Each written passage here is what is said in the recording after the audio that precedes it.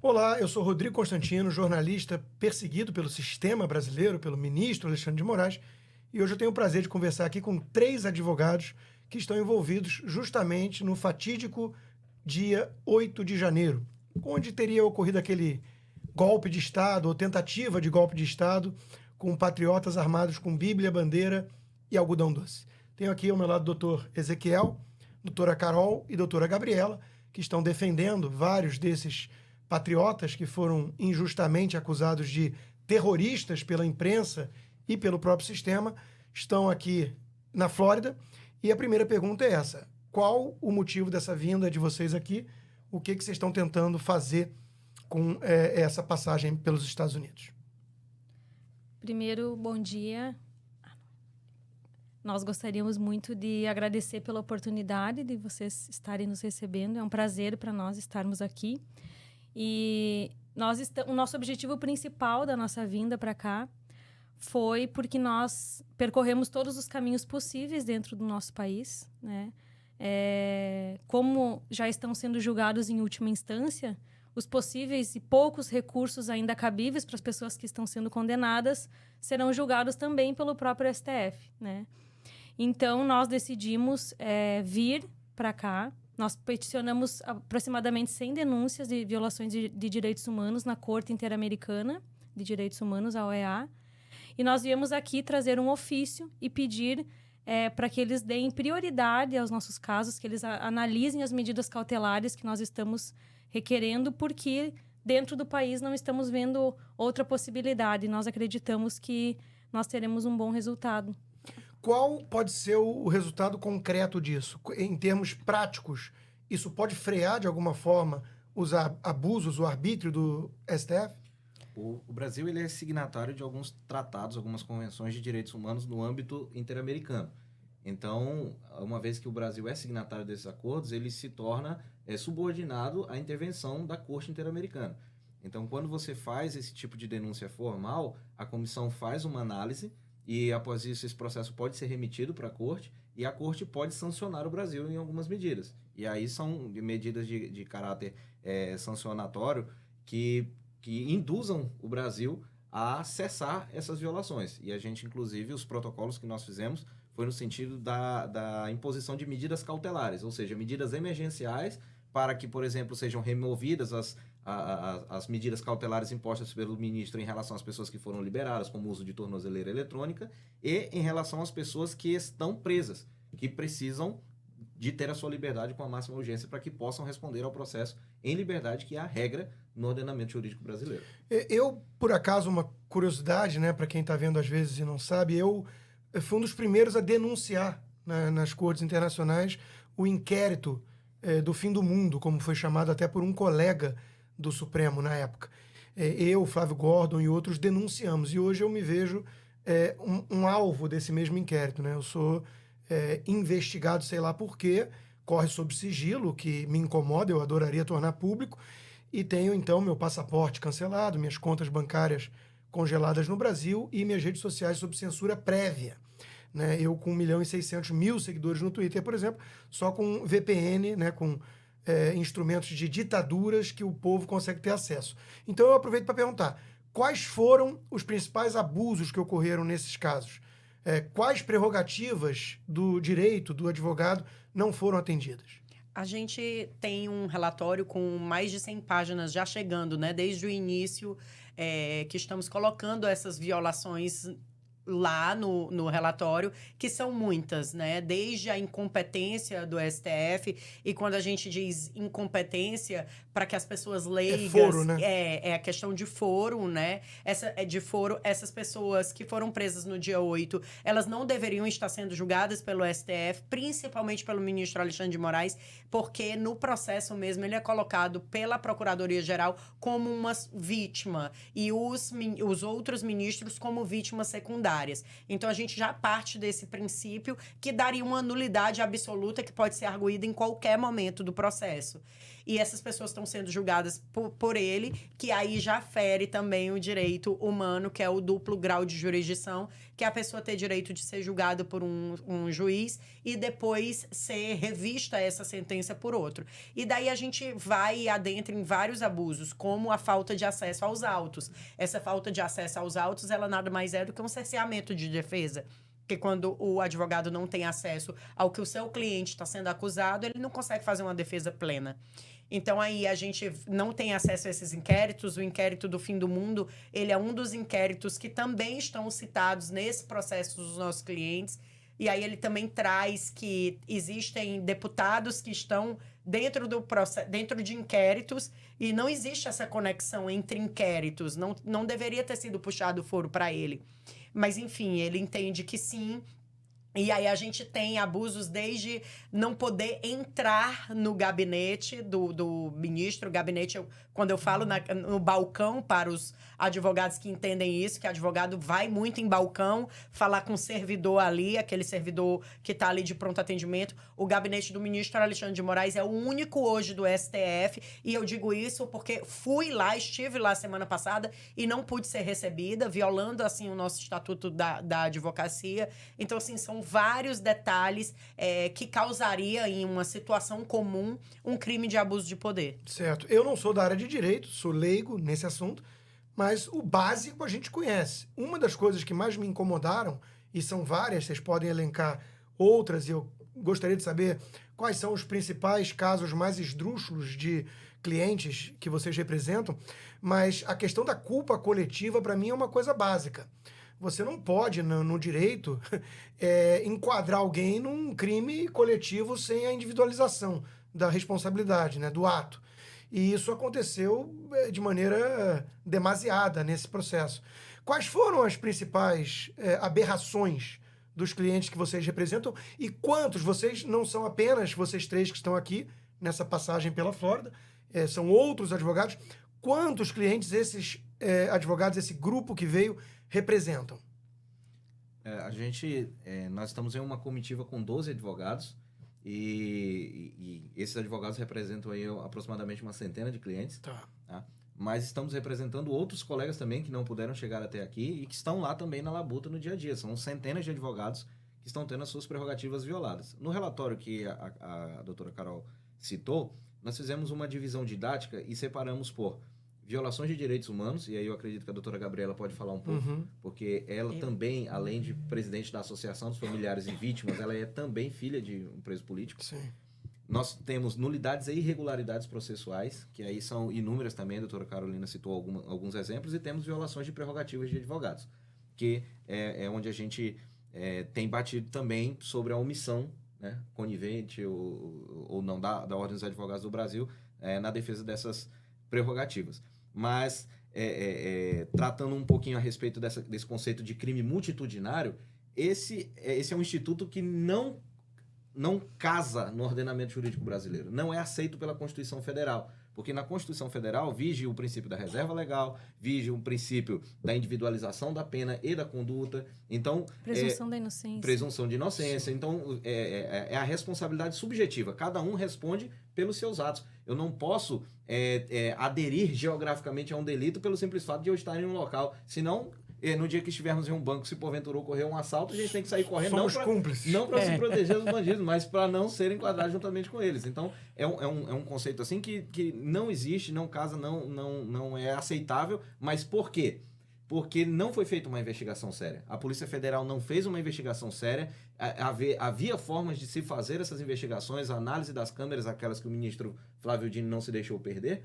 Mas seria suficiente para você individualizar a conduta de cada um. Mas, como isso não foi feito, foi necessária a invenção desse instituto para que pudesse abarcar ali todas essas situações e punir as pessoas. Ainda dentro do mesmo processo, há uma incompatibilidade entre o crime multitudinário e a associação criminosa armada que é trazido pelo subprocurador da República, né, geral da República. Porque quando você fala em crime multitudinário, subentende-se que a pessoa foi psicologicamente afetada ali, no momento que ela estava, e ela veio a cometer um crime. E a associação criminosa, a pessoa se une com outros... De forma premeditada.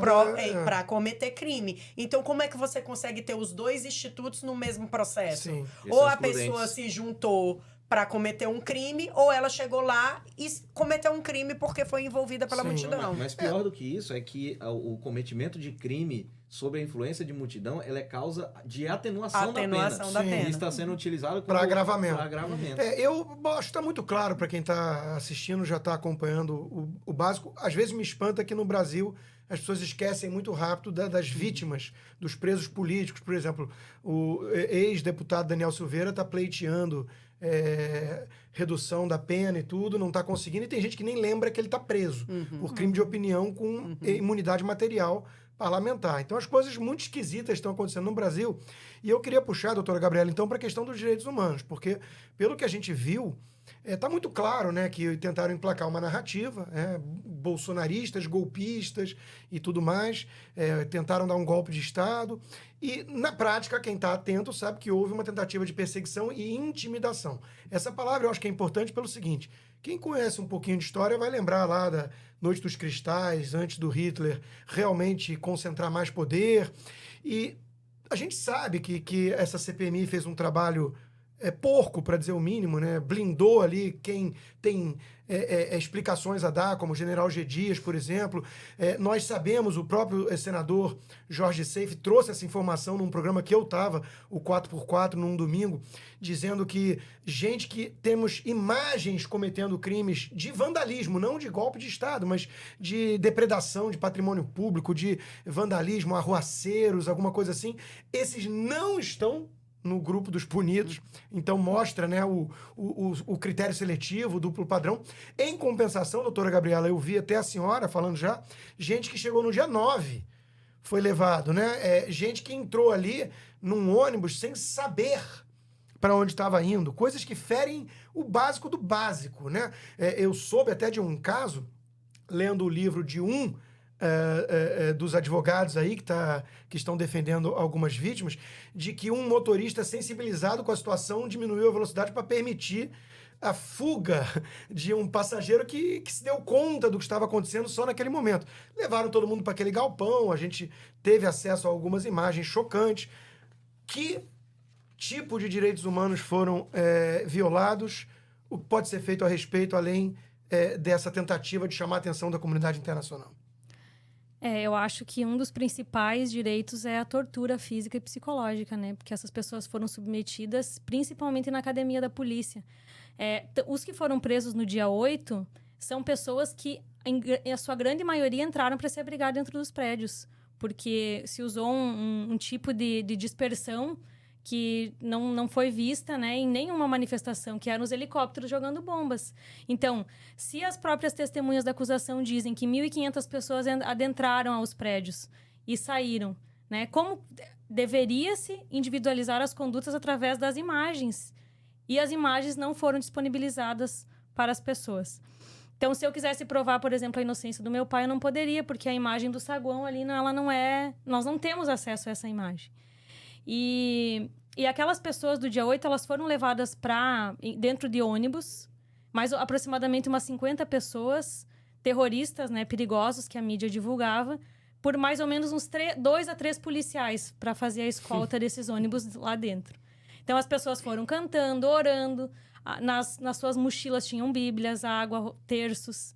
E elas foram de bombas, coquetel molotov, nada disso. Que a turma da Antifa e do Black Bloc usa.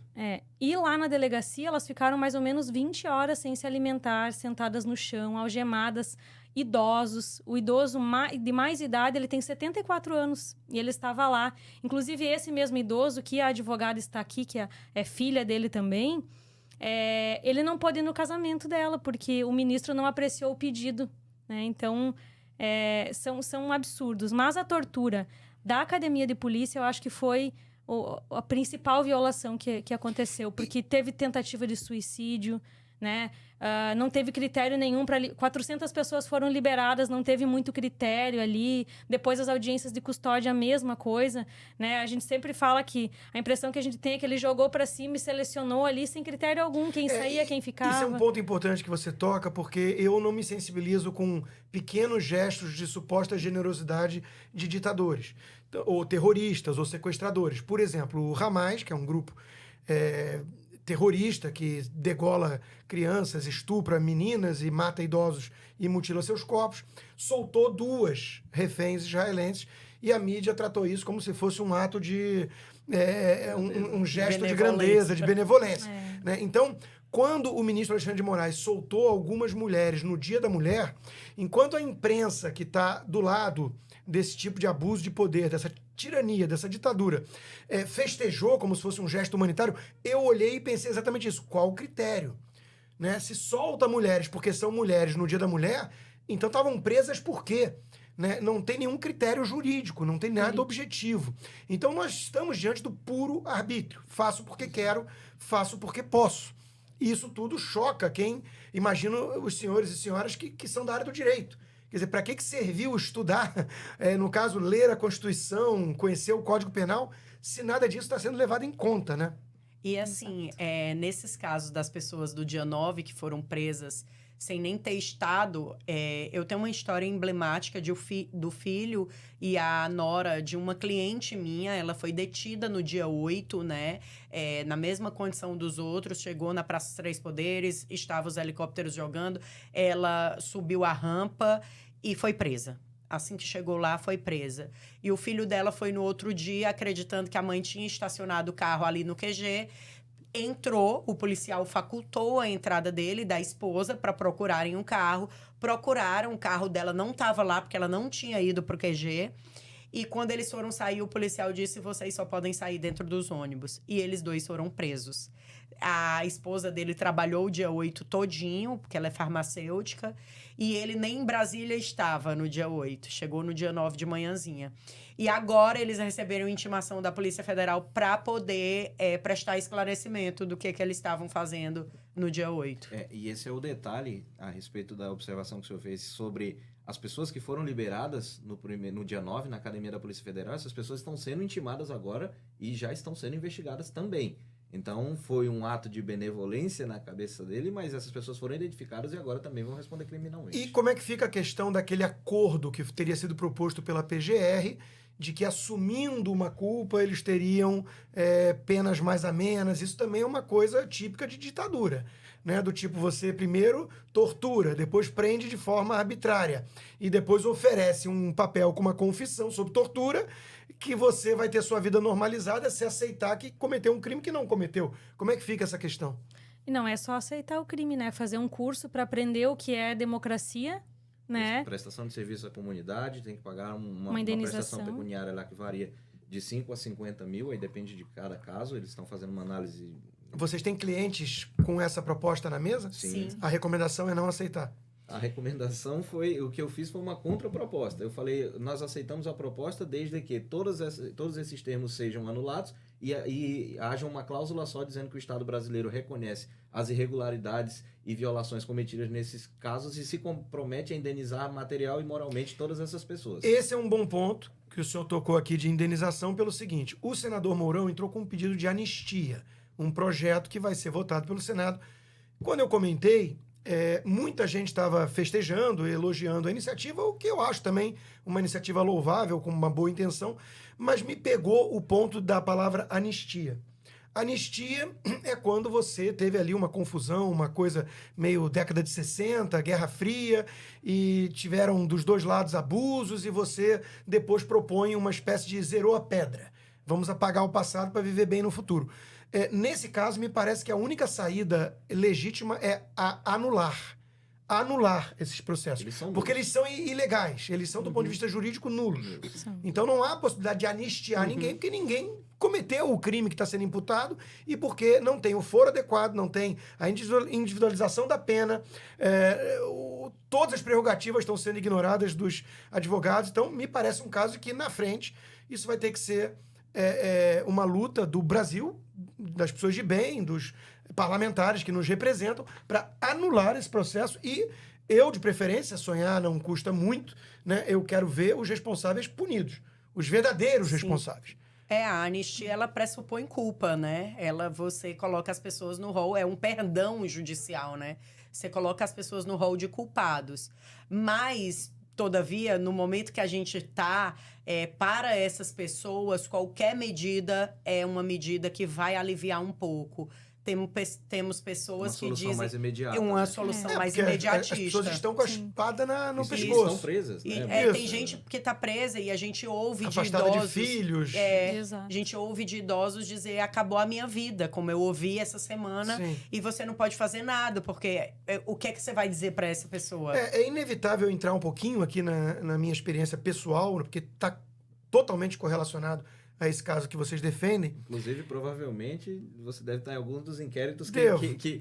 que atraiu a competência desses casos para o STF. E eu quero falar exatamente por isso que a doutora Carol falou ali, né? Porque são vidas em jogo. A gente, às vezes, fala de uma forma meio abstrata, né? E a imprensa lida com isso de uma forma totalmente leviana e irresponsável. Golpistas, terroristas. E são vidas de pessoas normais, trabalhadoras, honestas. Nenhuma passagem pela polícia. Nem multa de nenhum trânsito. antecedente. Exato. E estão tendo suas vidas destruídas. Isso. Um dos elogios ou feedbacks que eu mais recebo é, poxa, parabéns pela sua resiliência.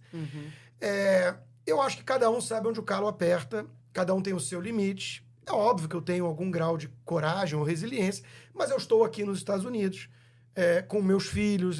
Então, assim, eu tento me colocar sempre no lado dos outros, no lugar das outras pessoas, e entendo perfeitamente quem não aguenta esse tipo de rojão, né? No meu caso mesmo, eu queria trazer aqui para essa conversa, para ouvir até a opinião de vocês, porque é uma coisa que muito leigo, quando esbarra comigo, às vezes pergunta, pô, mas e o seu advogado está fazendo o quê?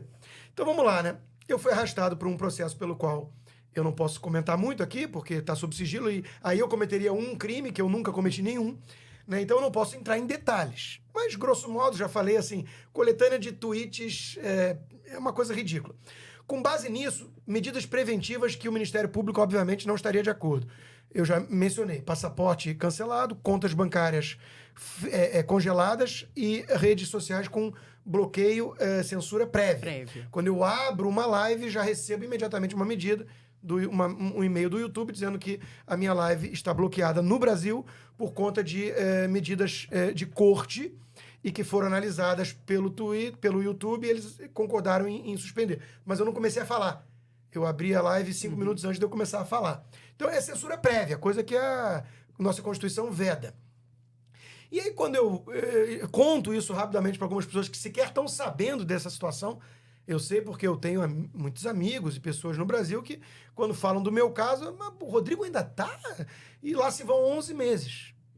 E meu advogado tem um engajamento bom aí, vocês devem conhecer, mas ele está envolvido em vários casos desses de abuso, né?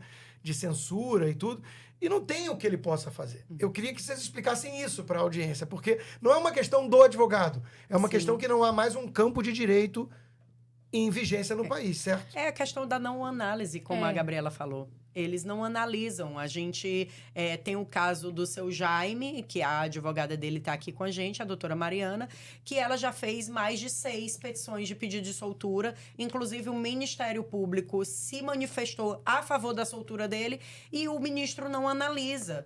Então, assim, até nas nossas defesas que a gente faz, quando ele vai tomar a decisão, ele coloca lá, pediu acordo de não persecução penal, quando a gente nunca pediu isso, entendeu? Então, assim, mostra claramente que ele não analisa os nossos pedidos. Não se trata de questão jurídica.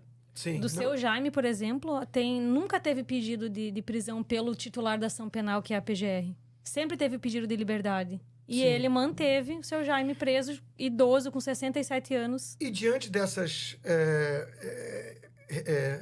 fatos, né, dessas evidências de abuso, como é que vocês se sentem atuando no campo de direito quando vocês escutam alguém?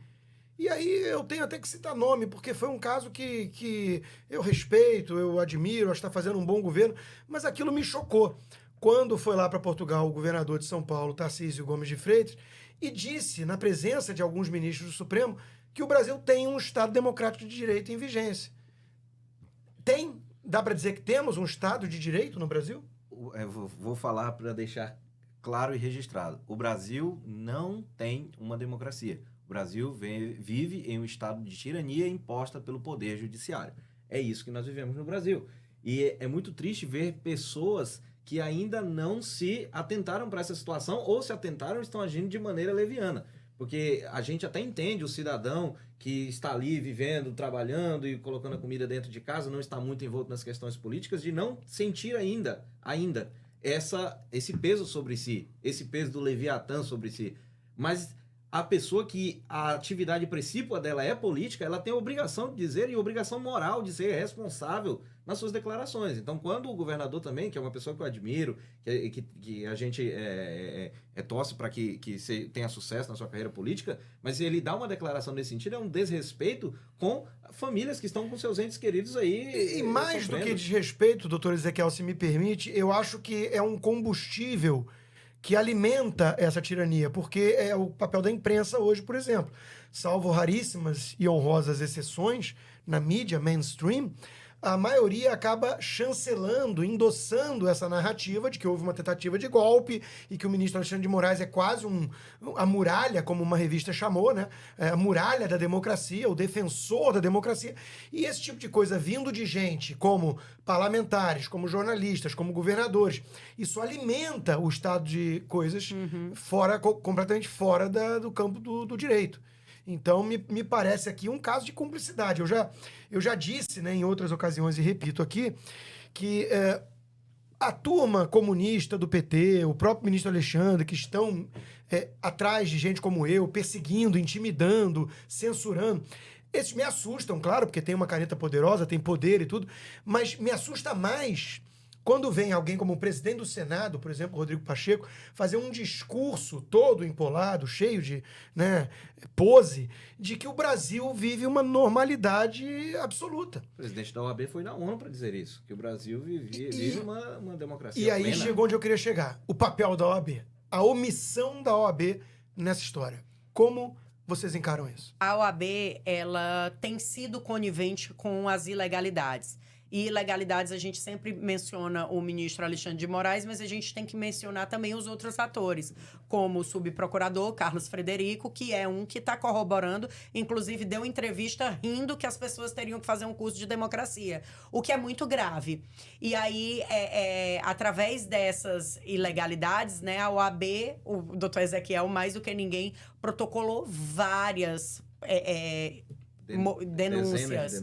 Várias. E a OAB ficou calada. É um aparelhamento político, ideológico, é isso? Um aparelhamento político, a gente sempre claro. separa, né? Ou é covardia, ou é conveniência, ou é conivência. Mas como era Sobral Pinto que dizia que a advocacia não é para covardes. Exatamente. Nem de carreiristas. E aí, o que aconteceu? Tivemos uma advogada presa há pouco mais de um mês, né? Há pouco menos de um mês, que é a doutora Nalva. Doutora Nalvinha, ela foi presa por advogar, né? A gente pode dizer isso. Esse é o outro ponto que eu queria chegar. Vocês estão fazendo barulho, estão vindo para a comunidade internacional para tentar colocar um megafone e críticas e denúncias embasadas. Vocês temem pela retaliação, pela reação desse sistema podre e carcomido que tomou conta do país? Na verdade, temer sempre se teme, né? Mas a gente tem consciência da nossa conduta. E sempre que a gente traz alguma pauta, a gente traz com robustez de provas. Então, assim, se algo aconteça por conta do sistema mesmo que está passando o trator em cima das pessoas, estamos, digamos que, sabendo dos riscos que estamos correndo. Mas por conta de toda essa falta de liberdade de pessoas como você que está sendo perseguido, não podemos retroceder. Não há como retroceder, porque nos formamos para isso, para defender o direito. Como vocês encararam aquela decisão de fazer tudo no virtual agora? Em vez de ter ali tete a tete, em frente ali a defesa, depois que o doutor Sebastião Coelho deu, digamos assim, uma enquadrada nos ministros e escancarou parte dos absurdos, foi um ato também de total covardia e que fere, na minha visão de leigo, o bom direito, né? Fere na visão de leigo e fere na visão jurídica também. Na verdade, eles se sentiram constrangidos, né? Quando há um confronto com a verdade, o covarde, ele sempre foge, né? E foi o que aconteceu, eles se sentiram expostos ali, porque o que nós estamos dizendo aqui, por exemplo, estava sendo dito na tribuna do Supremo Tribunal Federal. Sim. E eles não aceitaram aquelas verdades sendo ditas e esconderam os processos no julgamento, em julgamentos por plenário virtual, que é um julgamento onde não há audiência. O advogado grava uma sustentação oral lá que, na maioria das vezes, não é ouvida. Nós temos como comprovar isso, por exemplo, colocar uma sustentação oral de 20 minutos, faltando 15 minutos para iniciar a sessão, e quando inicia a sessão, o ministro prolatou seu voto por escrito de 109 páginas. Então, é uma impossibilidade temporal de que ele fizesse tudo isso. Então, nós tomamos a iniciativa de fazer a sustentação oral lá na frente. Então, nós juntamos o grupo de advogados e fomos até a frente do Supremo Tribunal Federal e fizemos lá a sustentação oral, dizendo que se a Corte não abriria as portas para que fizéssemos as defesas dos nossos clientes lá dentro, nós faríamos ali fora. E eu firmei um compromisso naquele dia e vou fazer e convido a todos que quiserem também. Perfeito. Todos os meus clientes, para quem for marcar a pauta de julgamento, eu vou fazer sustentação oral lá na frente. E o doutor Ezequiel mencionou a questão do carreirismo dentro da OAB. Bom, a OAB já existe para, teoricamente, filtrar quem não tem condições de fazer a advocacia, tem a prova da OAB e tudo mais. Isso já seria uma espécie de filtro. É óbvio que toda profissão vai ter o mal profissional, isso é em todas as profissões. Jornalismo, podem ter certeza que tem muita coisa ruim, né? A gente sabe. Como é que ficou isso na questão da defesa desses pacientes, desses clientes de vocês? Porque o próprio Supremo alegou, como uma espécie de pretexto, que havia ali muita incompetência e tudo mais. Prejudicou a causa dos bons advogados o oportunismo de carreiristas que queriam holofote apenas e chegaram lá tentando explorar até a situação de alguns desses clientes? Eu escrevi um artigo para a Gazeta do Povo, chama Os Sommeliers de Sustentação Oral. Porque depois que houve aquelas sustentações orais lá, a gente viu leigos e não leigos, advogados e não advogados, fazendo comentários a respeito da sustentação dos colegas. Inclusive, o ministro foi o primeiro, né? Porque depois de todas as sustentações orais, ele comentou, inclusive insultando os advogados, e a OAB enviou uma nota de apoio ao Supremo. Mas onde é que a gente quer chegar? É um direito do cliente, da defesa e do advogado fazer a sustentação oral, e não importa se o cara vai chegar lá e vai tocar um violão. É o direito dele de fazer aquilo ali. Então, se o Supremo não se sente confortável de fazer esses julgamentos, acha que o STF foi fulanizado, é problema do Supremo. Nossos clientes deveriam estar sendo julgados do TRF1. Se ele quis transformar-se num fórum de cidade interior, é problema do Supremo. Nós precisamos fazer o nosso trabalho. Infelizmente, estamos sendo impedidos. E não há uma incoerência da OAB aí? Porque como tem esse filtro que a própria OAB, teoricamente, concede a cada um dos advogados existentes, se ela vai lá e atesta a crítica feita pelo ministro do Supremo de que faltava qualidade nos advogados, então a OAB não serve para nada. Mas eles tiveram uma reunião com todos os presidentes das seccionais do país, lá no Supremo Tribunal, não sei se você viu isso. Não. Mas até hoje nós não tivemos um retorno, né? O ministro não decidiu, Eles né? foram conversar com o ministro Alexandre de Moraes. Todos os presidentes do Brasil foram conversar e dizer sobre que a sustentação oral é uma prerrogativa do advogado, não cabe ao ministro dizer se vai ter presencial ou não. Mas isso eles só começaram a se manifestar depois que começou a atingir eles, né, ali. A OAB tem se manifestado quando isso vai ser diretamente também ali prejudicial a eles. Sim. Não foi porque essas pessoas precisam de direitos, precisam que os direitos delas sejam positivados.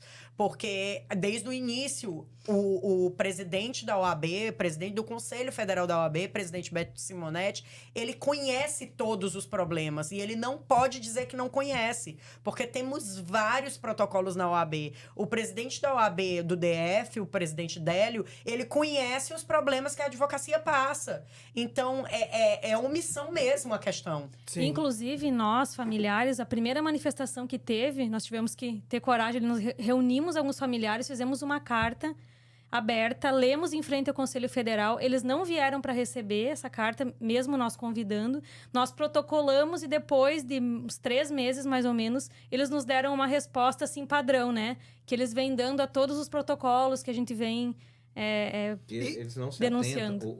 A grande questão é que o que os colegas não têm se atentado, sobretudo os advogados que não defendem ou são de um espectro político diferente, é que esse caso está gerando precedentes que serão perigosos para toda a advocacia. Com certeza. E essa semana eu vi alguns advogados reclamando porque o Tribunal de Justiça do Distrito Federal marcou julgamentos no plenário virtual. Aí eu falei, ué, eles só estão obedecendo a jurisprudência que o próprio STF criou. Isso era tão óbvio, né? Abre a porteira para passar um boi, passa a boiada. Estava claro que esses abusos não iam ficar restritos aos primeiros alvos.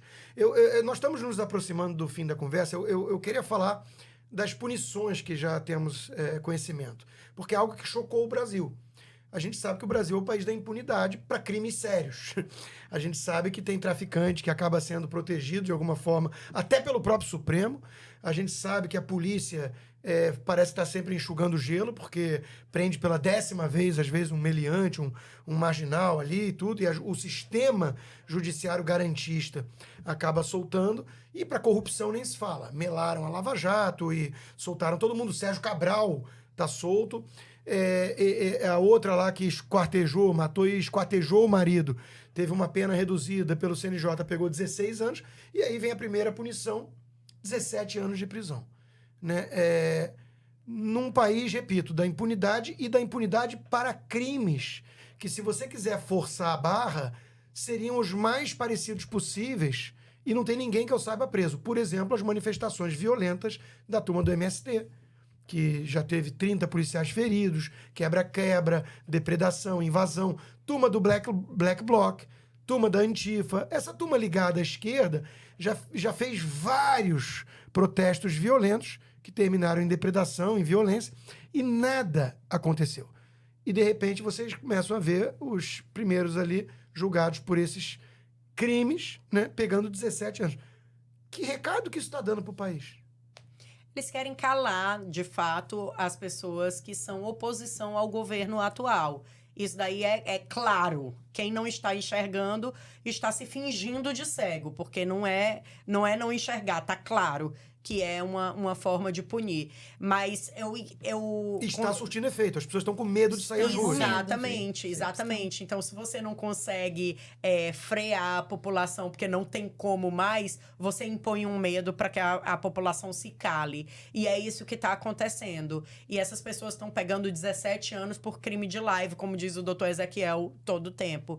É um absurdo, porque eu vejo que eles fazem a somatória de quanto tempo essas pessoas vão ficar presas. Não é nem pelo prazo que a pessoa vai lá pegar de punição, mas é o prazo que elas vão ficar presas. Então, o objetivo dele é tirar essas pessoas de circulação, pelo menos pelos próximos 3 anos. Que é para elas não participarem também de campanhas políticas, também de eleições. Isso é claramente político. Não, e acho que esvaziar as ruas, né? Porque o político tem medo de rua. O Putin, na Rússia, fez exatamente isso. Ele começou a proibir, com pretextos de associação golpista, esse tipo de coisa, muito parecido até o linguajar. Ele começou a proibir manifestações, que no nosso direito é uma prerrogativa do cidadão, né?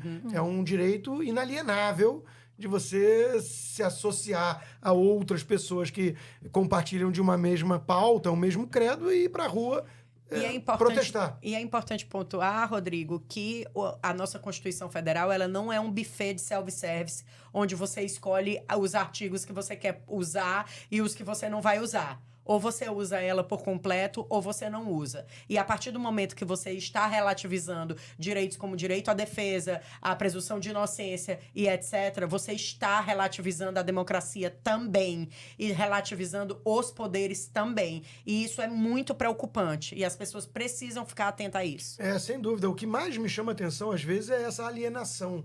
As pessoas não entenderem em que estágio está o avanço dessa tirania no Brasil. Por exemplo, você fala do pacote, né? A Constituição, exatamente. O artigo 54 é muito claro. A Dilma sofreu impeachment.